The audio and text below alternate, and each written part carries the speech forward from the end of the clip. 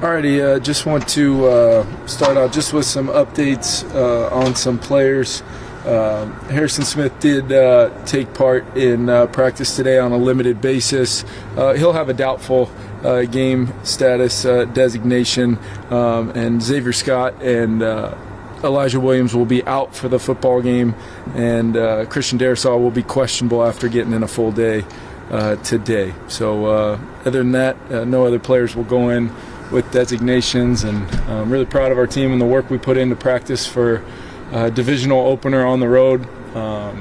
It's going to be we're playing a really good football team. I know Ben and his whole crew are going to have that team ready. Really talented football team, and we know the energy is going to be there in the building, and we've got to respond to it the right way and compete for 4 quarters. So looking forward to seeing our team get to compete for the opener of our 2025 season. Hey, Kevin, with Harrison, is this just a matter of him ramping up condition-wise, or where's Harrison Smith at in his return? Yeah, he probably did a little more than I expected today, which was really encouraging. But yeah, it's just a matter of time back on the grass. It's definitely not mental.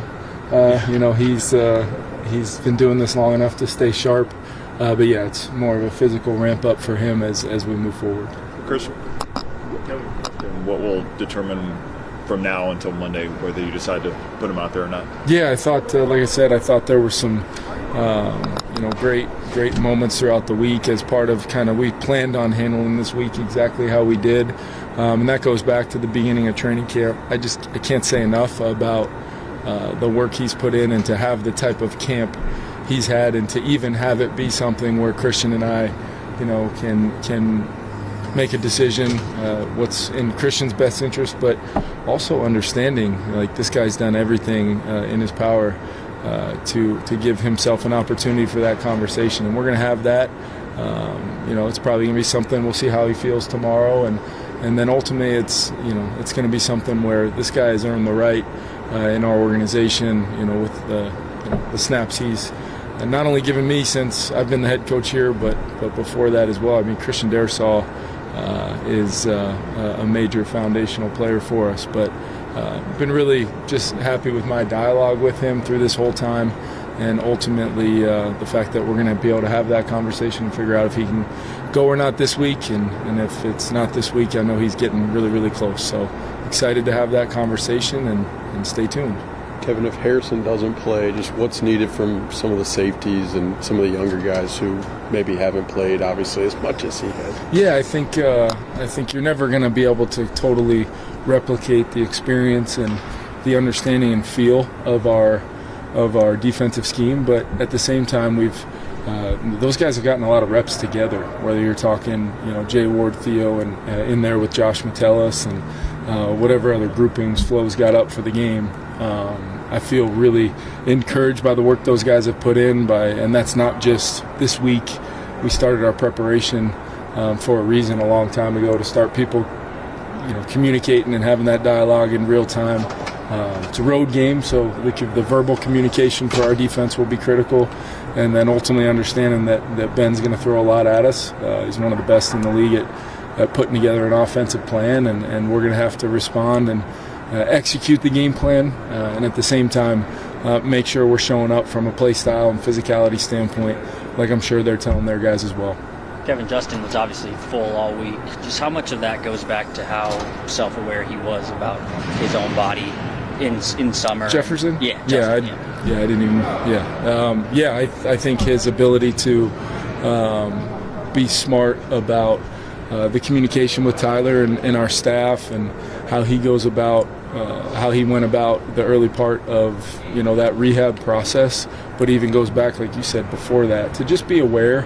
And then ultimately, I've just seen a guy, the maturity level, for the maturity that he's shown, and the leadership, and ultimately how he's becoming very businesslike in his approach to everything that he does. Has been really impressive to me, and that carried over to the work he did to come back and feel so strongly about where he would be at in regards to a season he's really excited about. And I think you guys, I was not.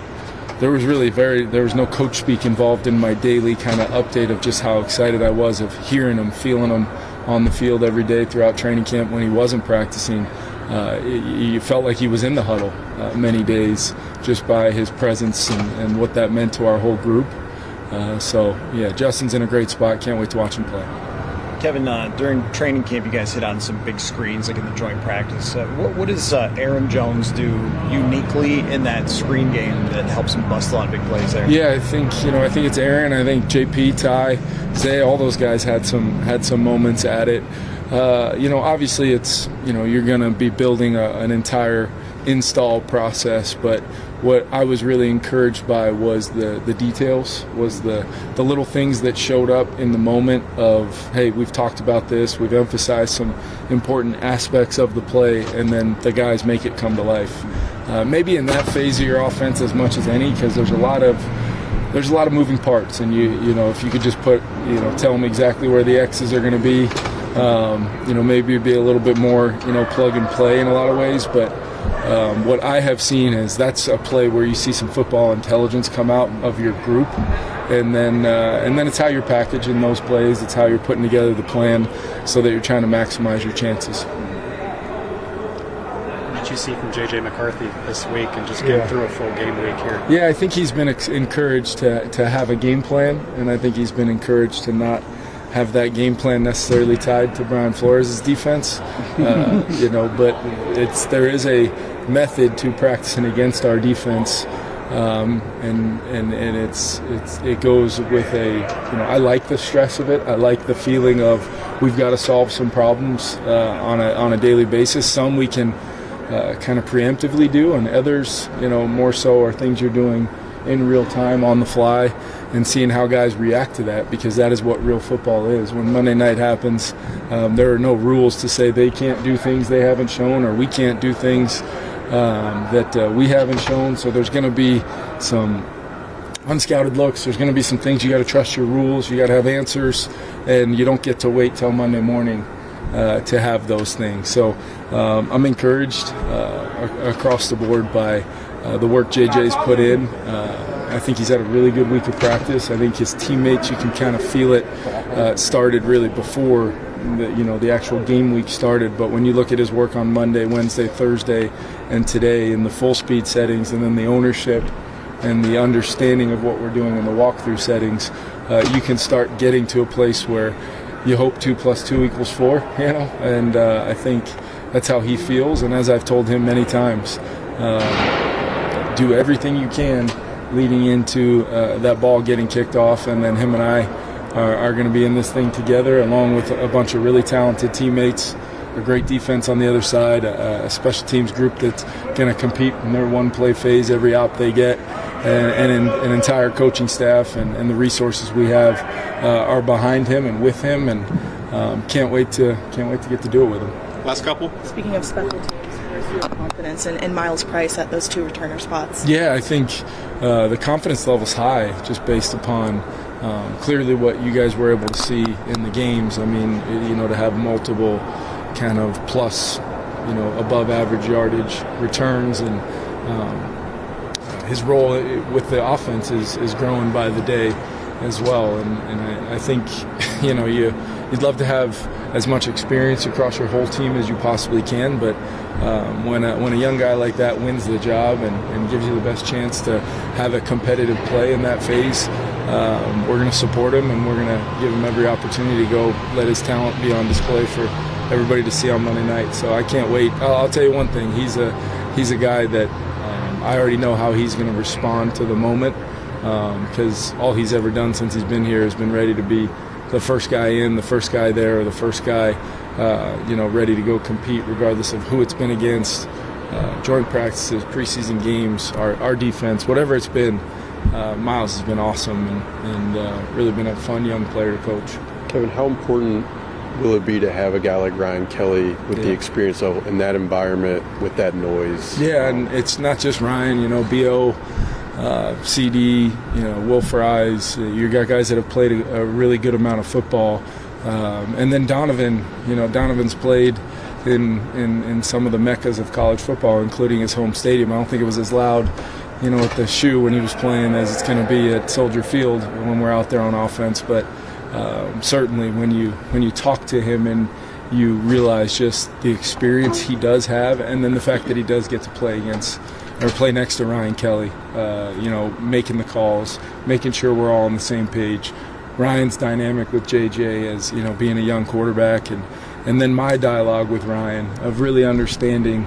I feel like many times, I'm at the line of scrimmage with the group because of Ryan's ability not only in the present to communicate, but then after the fact, on the sideline, those things. And I think that's going to be huge for our whole team. One of the huge reasons why we were so adamant about getting Ryan here, it was not just to make sure Will wanted to come too. Ryan was a huge part of our plan offensively, and that's exactly how it's played out. Last one? Kevin, Levi Drake Rodriguez seemed to take a step this offseason forward. Just what did you see from him and his progress from last year? Yeah, really that whole room. But I think what Levi, he flashed. You guys saw him right away as a rookie, just with the traits. He's a big, strong guy with some real twitchiness that translates to pass rush.